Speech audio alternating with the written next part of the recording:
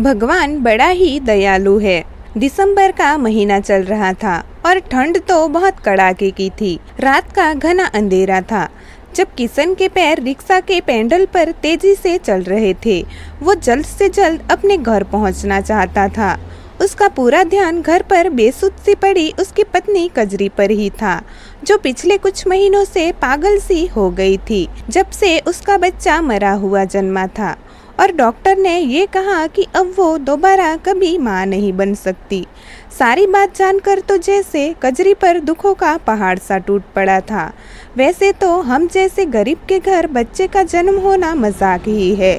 हम कौन सा उसे अच्छा जीवन दे सकते हैं। वो भी हमारी तरह ही गरीबी में ही पलेगा।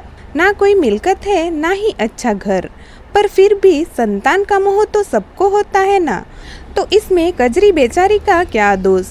अभी किशन के मन में यही सब विचार चल रहे थे कि तभी उस रात के सन्नाटे को चीरते हुए एक बच्चे की रोने की आवाज़ आने लगी।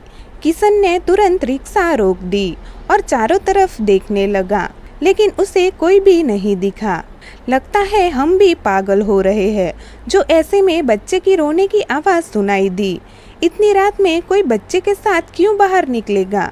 ये सब खुद में ही बड़बड़ाते हुए किशन वापस अपनी रिक्शा में बैठ गया, लेकिन वो आगे जा पाता उससे पहले ही किशन को फिर से बच्चे की रोने की आवाज़ आने लगी। किशन ने कान लगाकर सुना कि आवाज़ किस दिशा से आ रही है।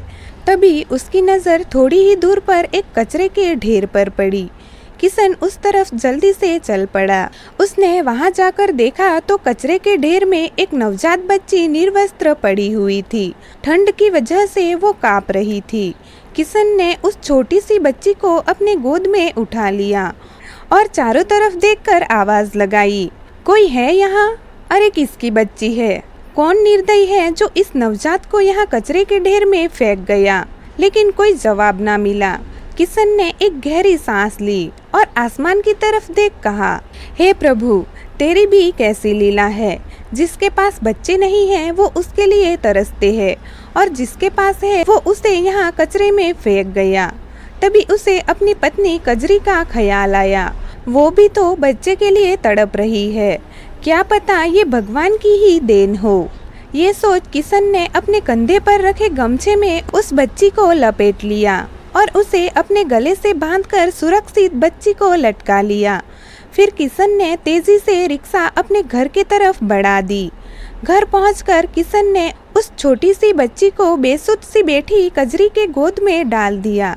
जैसे ही कजरी को अपनी गोद में उस छोटी सी बच्ची का एहसास हुआ, उसने अपनी आंखें खोल दी और अपनी गोद में उस छोटी बच्ची को देख तो वो बहुत खुश हो गई और उस छोटी बच्ची को तुरंत उठाकर अपने सीने से लगा लिया, जैसे वो उसकी ही बच्ची हो। किशन को ये देख खुशी हुई कि अब कजरी की गोद खाली नहीं रहेंगी। किशन ने अपनी भीगी पलकों को उठाकर और दोनों हाथ जोड़कर आसमान की तरफ देख भगवान का धन्यवाद किया और कहा, भगवान तू बड़ा ही दयालु है।